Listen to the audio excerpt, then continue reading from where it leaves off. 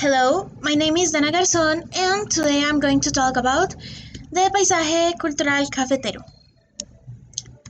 Let's start. What is it? It is a cultural landscape in which natural, economic, and cultural elements are combined with a high degree of homogeneity in the region. It is an exceptional case in the entire world. It's called PCC by its acronym. The PCC is made up of coffee growing areas in the departments of Caldas, Quindío, Risaralda, and also Valle del Cauca. Located in the central and western foothills of the Andes Mountains in Colombia. Another region that includes the PCC is part of the department of Tolima, has been traditionally recognized nationally and internationally as the Eje Cafetero and more recently as La Ruta del Café. The economy and culture of this region revolve around coffee for more than a century. This only a few decades after it was populated by the colonizers of Antioquia, who began the occupations of the territory in 19th century. Among many things, they planted the first coffee plantations through the constructions of rural houses and infrastructures for the transportation, processing, and marketing of coffee, and the subsequent transformation of production techniques. This gives it an interesting dynamic to the landscape. Continuing, a lot of Colombian artists paints the paisaje cultural cafetero, illustrating all beautiful details it has. They also put on the paints the traditional vehicles of the PCC. Those are the chivas and the jipaos. Here we have three images of the paintings. You can find the authors if you want to know more about them and their art and talent. So, let's talk about the jipao.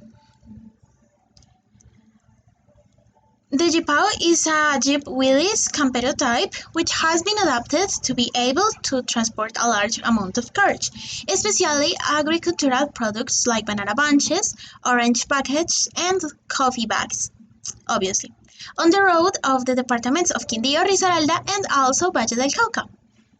The jipaos continue to be part of the daily life of Colombian coffee farmers and help to carry a large part of the history and economy of this country.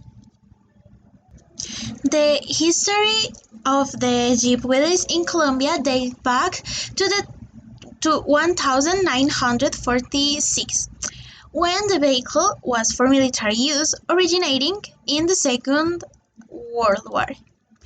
Willys Overland was the winner of the competition organized by the United States government to manufacture a light reconnaissance vehicle, suitable for the maneuvers that the army had to carry out in the framework of a war that seemed like lost.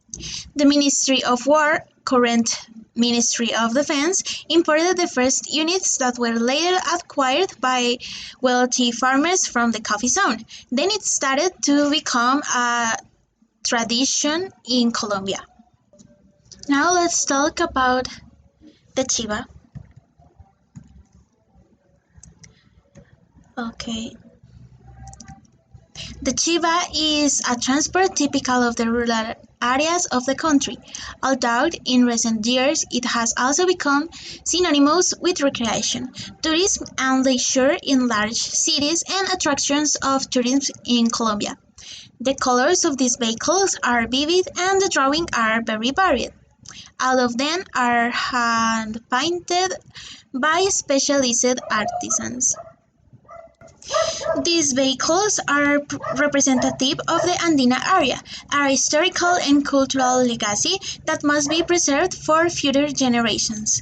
In 1908, the Colombian engineer Luciano Restrepo and the Colombian mechanic Roberto Tisnes imported a chassis from the United States and built the first bodywork in Medellin.